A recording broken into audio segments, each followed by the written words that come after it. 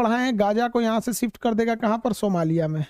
Gaza को यहाँ से शिफ्ट करेगा कहाँ पे शिफ्ट करेगा बाबू, ये शिफ्ट करेगा सोमालिया में शिफ्ट करेगा।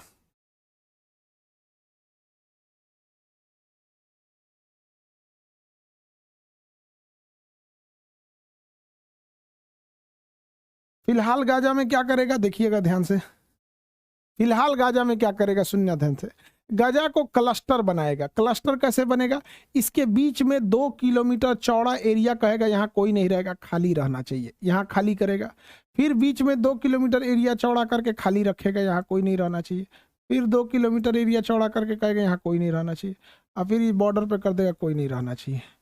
इनको ऐसे क्लस्टर में कर देगा, यहाँ पर बीचवा बीचवा में खाली कर देगा, चित का बरा बना देगा इनको, चित का बरा। फिर मार मार के इन लोग को भेज देगा सोमालिया में। तो ये हो गया गाजा। और ये जो है इन लोग को लग रहा था कि हम नहीं पिटाएंगे, इसको पीटने के बाद अब इनको पीटना चालू किया है।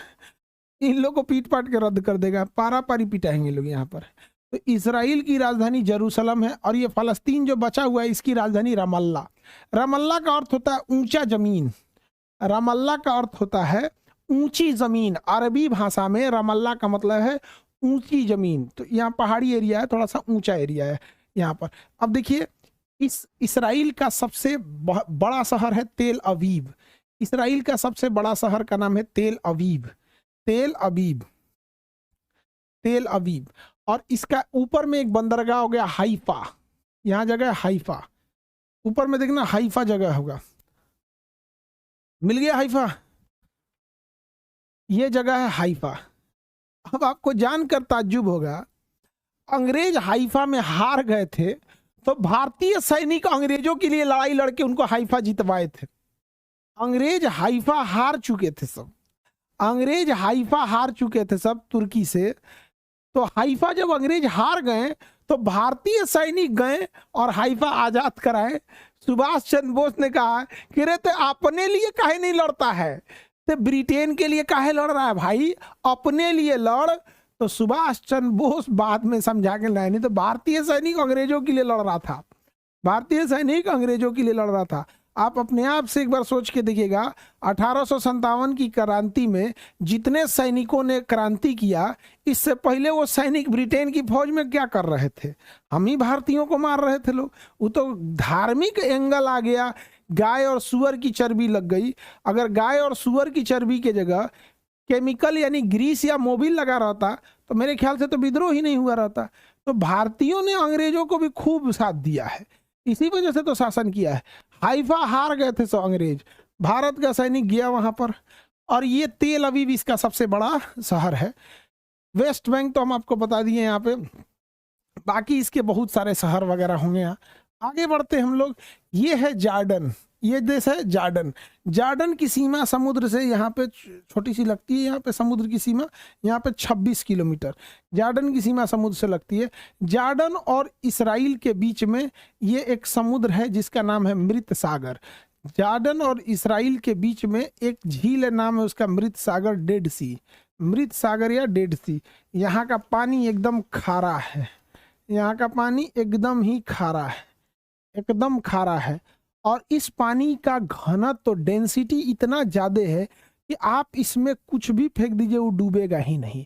आप इसमें लेट जाइए आप डूबिएगा नहीं, मछली फेंकिएगा मछलियों बाहर निकल जाएगी, मछली मर जाती है इसमें।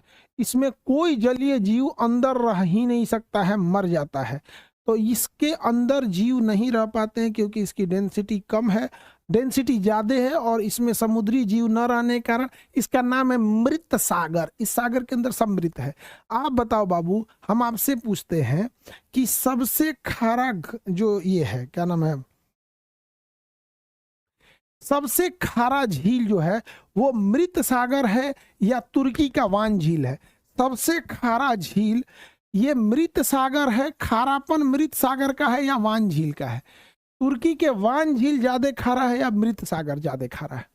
वान झील ज्यादा खारा है, वेरी गुड। तुर्की का वान झील ज्यादा खारा है।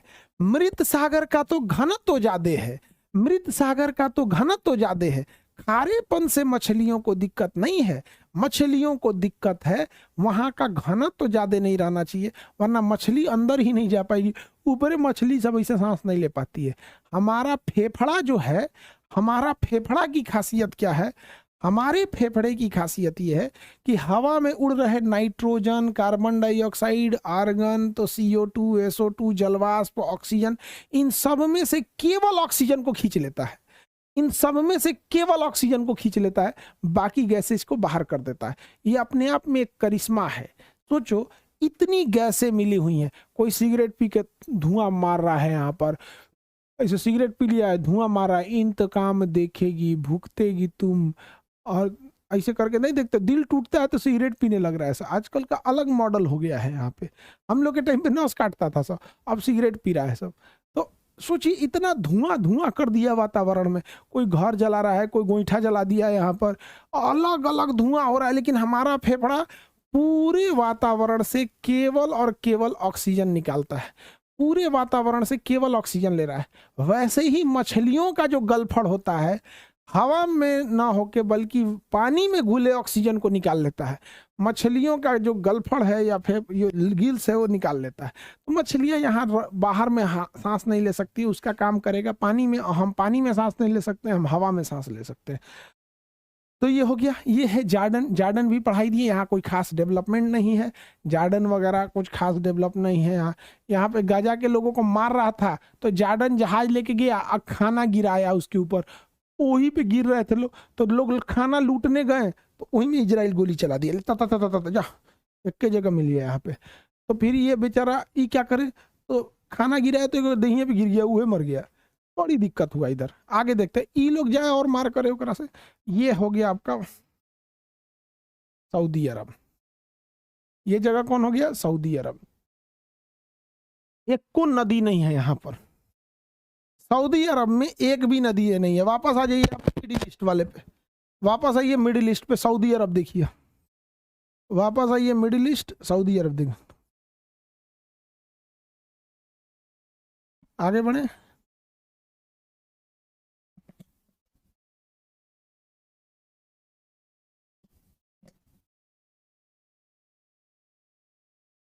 आगे बढ़े। सऊदी अरब, ये है सऊदी अरब। सऊदी अरब की राजधानी है रियाद। सऊदी अरब की राजधानी है रियाद। देखो ध्यान से,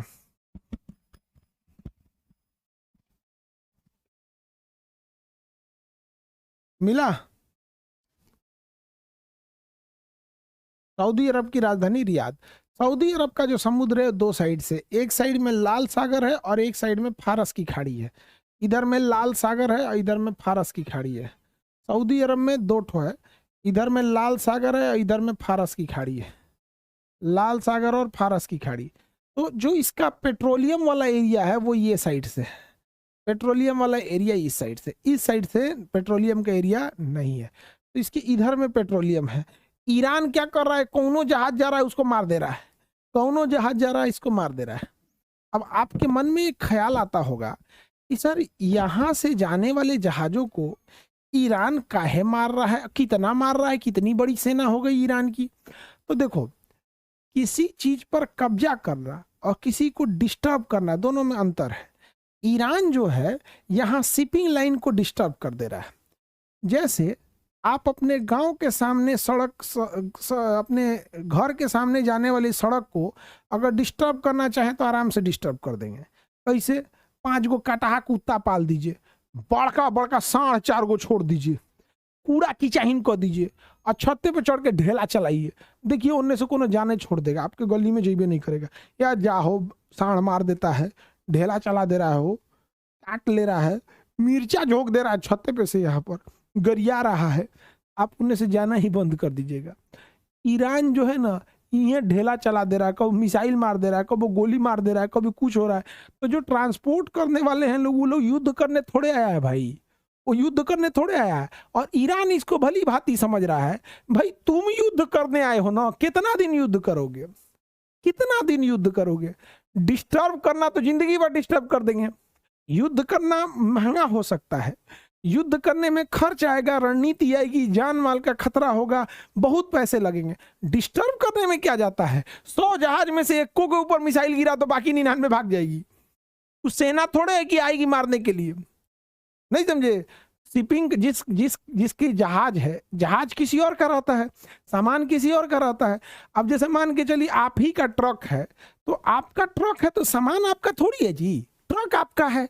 अब आप कभी उसमें बालू लोड कीजिए, कब वो सब्जी लोड कीजिए, कब वो जानवर लोड कीजिए, आपकी मर्जी। अब पता चला कोनो गांव में मिसाइल हमला हो रहा है और उसी गांव से ऑर्डर आया कि 1 ट्रक सब्जी ले जाना है, तो आप क्या कहेंगे? रे तोरा सोचा तू नहीं, तोरा सब्जी का भाड़ा देगा 20,000 रुपया ट्रक का, अब मिसाइल हमारे ट्रकवा पे गिर गया, हमारे ट्रक में उड़ जाएगा 40 लाख का, हम ना जाएंगे?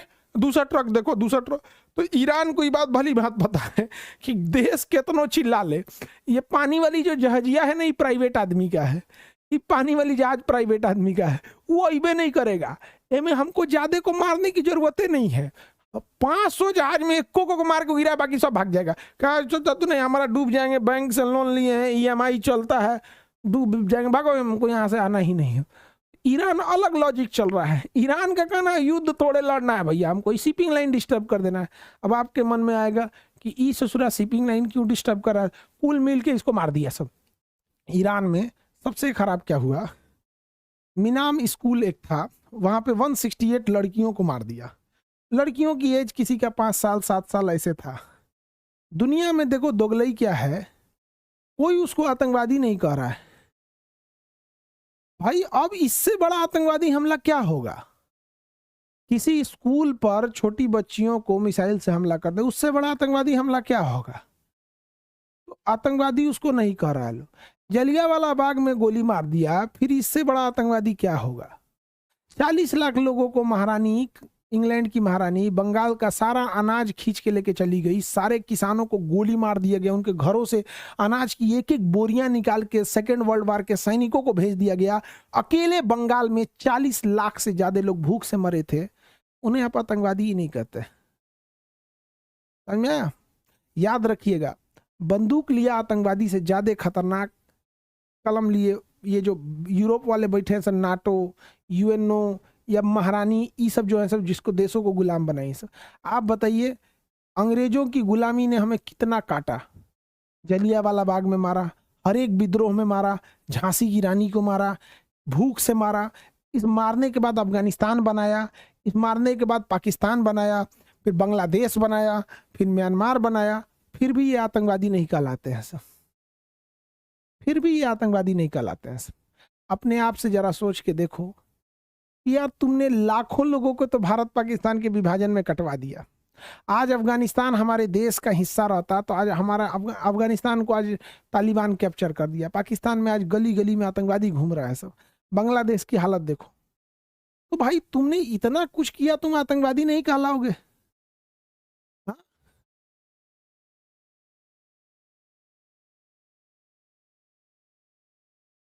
चलो अब देखते हैं।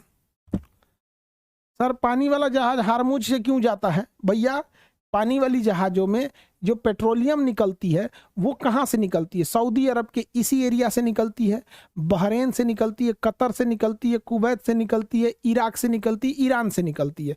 इन सब लोग की मजबूरी है इधर से ही जाना। अब आपका कहना है कि सर ट्रेन लगा के इधर से क्यों नहीं भेज सकते हैं? ट्रेन लगा के बेशक भेज सकते हो, फिर पेट्रोल महंगा हो जाएगा। ईरान का यही कहना है महंगा हो जाए। रूस का कहना है कि भैया कुछ को तेल महंगा हो जाना चाहिए, कुछ भी करो तेल महंगा हो जाना चाहिए, रूस का तेल बिकेगा। और ट्रेन से तेल ज़्यादा नहीं आ पाएगा। ट्रेन से तेल ले जाने में टाइम भी लगती है और महंगा भी पड़ता है। तो अल्टीमेट काम क्या हो जाएगा? ट्रेन महंगा हो जाएगा। फायदा किसको होगा? रूस को। रूस का कहना है कि भैया तेल हम ही से खरीदो तो आराम से। तो वो पूरी शिपिंग लाइन को डिस्टर्ब कर रहा है। और ट्रेन से भरना झमेला है ना, हर एक बॉगी में अलग अलग भरो, हर एक उसके डिब्बा में अलग अलग। पानी वाली जहाज का बड़का टंकी भर दिए, मतलब समझो 500 ट्रेन में जितना तेल आएगा उतनी एक जहाज में आ जाता है, पानी वाली जहाज में। तो 500 ट्रेनों में जितनी जहाज आएगी उससे ज्यादा उसमें आ जाए। अच्छा मान के चलो तुम ट्रेन बनाइयो दिए, उसको क्या जाता है एगो मिसाइल लेकर पे मार देगा। भैया जब इतनी चूंकि पानी के जहाज पे मार सकता है अमेरिका के ड्रोन रडार पे मार सकता है। चलो ट्रेन की पटरिया पे क्या जरूरत है, मार देगा। अच्छा वो इतना शातिर है, वो ट्रेन की पटरी पे नहीं मारेगा, ट्रेन के रास्ते में आ रहा ब्रिज जो नदी को या किसी पहाड़ को या सुरंग को काट के जा रहा होगा, ओकरे पे मारेगा। कहेगा पटरिया मारेंगे 2 दिन में सही कर देगा। पटरिया मारेंगे 2 दिन में सही कर देगा। पुलवा तोड़ देंगे तो 2 दिन में तो सही नहीं होगा, तुमको ढलैया करना पड़ेगा, 15 दिन उस पर पानी देना पड़ेगा, पानी देने के बाद फिर उसको टेस्ट करोगे, फिर मार देगा। तो सोचा तू नहीं, कोई फायदे नहीं है ना अल्टरनेटिव करने का, अल्टरनेट का कोई खास फायदा होने वाला नहीं है। और उधरों से जाना रोक देगा, और उसको पता है कि हम ट्रेन की स्टेशन एक उड़ा देगा, काम खत्म। और उतना, अब अपने से सोच के देखो, उतनी ट्रेनें भी तो होनी चाहिए, हर चीजें पहले से सेट हो जाती हैं। जैसे अगर हम कह दे कि पटना का विद्यार्थी चलो अब गांव में पढ़ना, ए भैया गांव में उतना हॉस्टल भी तो होना चाहिए, 5 लाख विद्यार्थी कहाँ जाएगा, यहाँ गली गली में हॉस्टल है। तो जो चीजें पहले से चल रही होती हैं उसके लिए पूरा एक सिस्टम बन चुका होता है। ट्रेनें उतनी हाई नहीं है, अचानक सी बवाल आया है, तब क्या होगा, सर पाइपलाइन से नहीं भेज सकते हैं, उसको काम डिस्टर्ब करना है, पाइपलाइन पे मार देगा वो कुछ से भेजिएगा मार, वो एकदम बढ़िया से नस पकड़ लिया इन लोगों को। और इसका साथ कौन दे रहा है, रूस। इसका साथ कौन दे रहा है, रूस और चाइना। रूस और चाइना, रूस इसलिए साथ दे रहा है क्योंकि तेल का दाम बढ़ेगा, रूस खुश हो जाएगा। चाइना का कहना है भाई तेल का दाम बढ़ाओ, हमको उसी रेट पे देना। ईरान कह रहा है कि चाइना तुम टेंशन नहीं ले, तुमको हम उसी रेट पे देंगे, तुमको हम उसी रेट पे देंगे, तुमको नहीं बढ़ाएंगे, बाकी सब जगह बढ़ा देंगे। हम लोग को हो गया दिक्कत कि हम लोग इस लड़ाई में अमेरिका और इजराइल के साथ हो गए। ये ससुरा सबको दिक्कत नहीं है, ये अमीर देश है सब। हम लोग को ससुरा गैस महंगा हो गया, सोचो लोग, गैस महंगा हो गया तो गैस महंगा हो गया तो अब बताओ, समोसा वाला जो गैस पे खाना बना रहा था वो अपना रेट बढ़ाएगा कि नहीं। तो जो समोसा पहले 10 रुपया का था अब 15 रुपया में होगा, तो लोग समोसा वाले से लड़ेंगे, काहे महंगा किया, काहे महंगा किया। या भैया होगा गैसवा महंगा हो गया तो कौन चीज से फूंक के समोसा बना दे, कहाँ से सस्ता करेगा वो भाई, खाओ वही खाओ।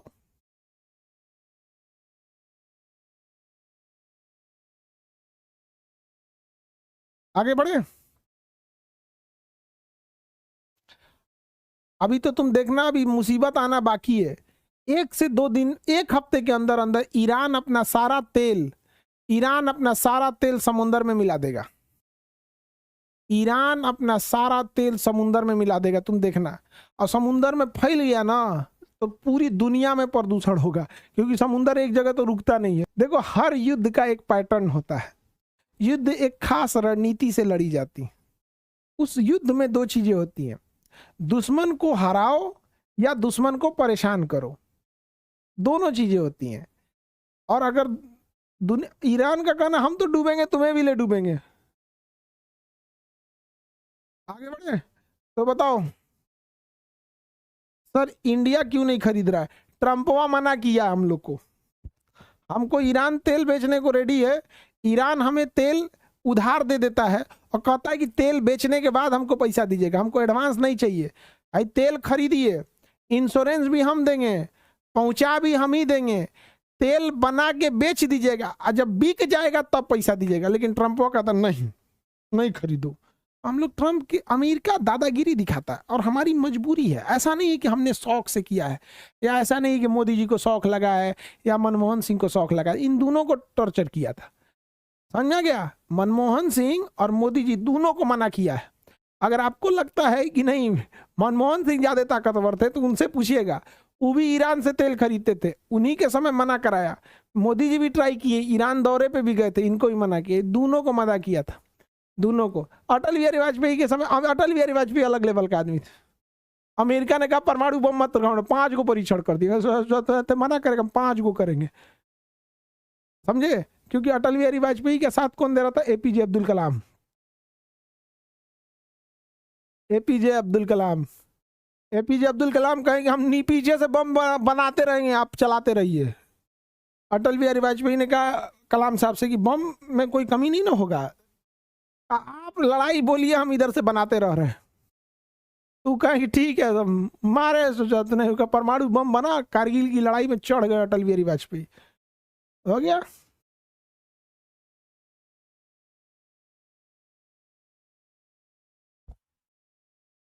सर बैरल क्या होता है? बैरल माने ड्राम, बैरल माने ड्राम। 159 लीटर वाले ड्राम को बैरल बोला जाता है।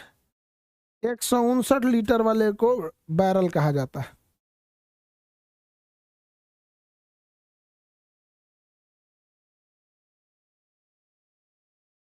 आगे बढ़े।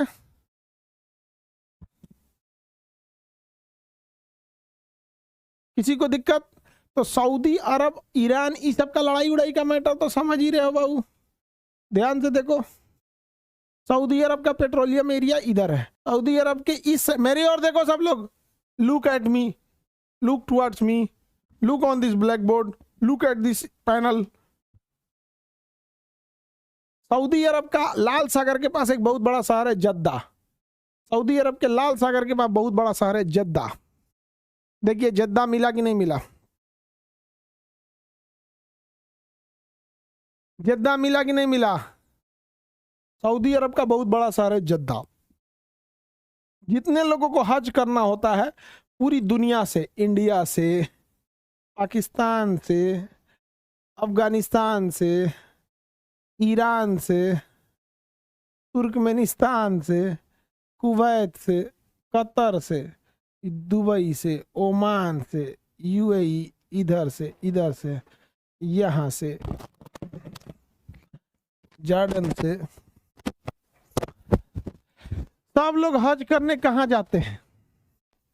मक्का मदीना। हज करने लोग कहाँ जाते हैं? Mecca Medina. हज करने कहाँ जाते हैं? तो मक्का मदीना जाते हैं। समझ में आ गया? हज करने लोग मक्का मदीना। किस एयरपोर्ट पे उतरते हैं? जद्दा एयरपोर्ट पे उतरते हैं। यहीं पर एक शहर है मक्का और एक शहर है मदीना। यहाँ है मक्का और यहाँ है मदीना। ये हो गया मक्का और ये हो गया मदीना। तो मक्का मदीना दोनों शहर हैं। ये हज यात्रा के लिए यहाँ है। मक्का में काबा है जहाँ मुस्लिम लोग सर करके नमाज पढ़ते हैं।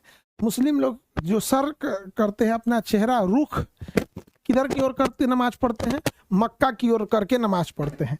यानी हिंदुस्तान का जो भी इंसान नमाज पढ़ेगा तो उसका सर किधर रहेगा? मक्का की ओर रहेगा। उसका सर किधर की ओर रहेगा? मक्का की ओर रहेगा। इंडिया का जो भी आदमी नमाज पढ़ेगा तो उसका सर मक्का की तरफ रहेगा, यानी वेस्ट डायरेक्शन में रहेगा।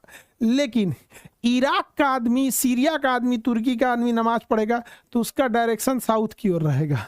मिस्र का आदमी नमाज पढ़ेगा तो उसका डायरेक्शन ईस्ट की ओर रहेगा, ईस्ट की ओर। इथियोपिया का आदमी नमाज पढ़ेगा तो उसका डायरेक्शन नॉर्थ की ओर रहेगा, नॉर्थ की ओर।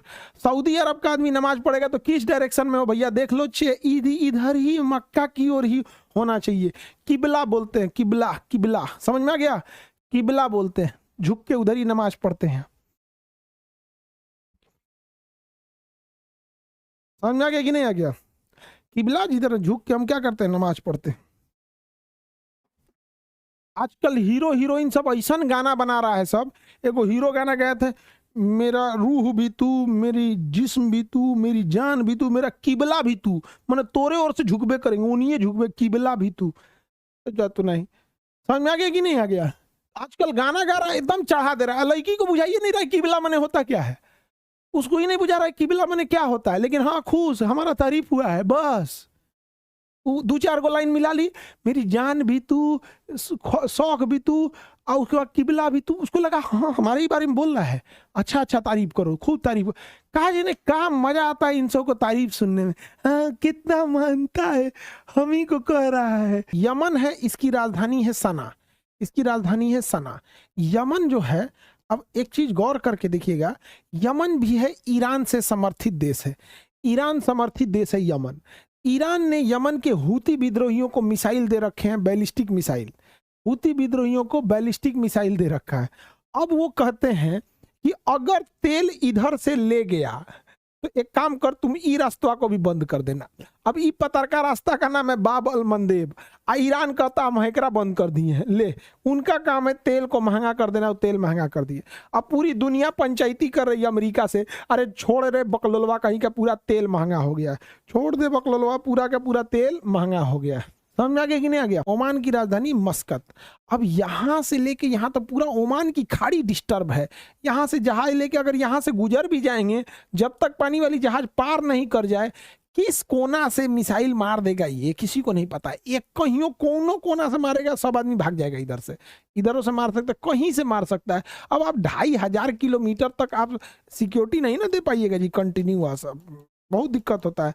अच्छा, शिप जो होते हैं उनको अपना लोकेशन बताते रहना है, रूल है, हर एक शिप को अपना लोकेशन बताना है। इस जुरा को खोजने के लिए जरूरत भी नहीं है, लोकेशन बताइएगा आप कहाँ, टिप के टन दे मार देगा उस पर जा। तो इसका फायदा उठा रहा है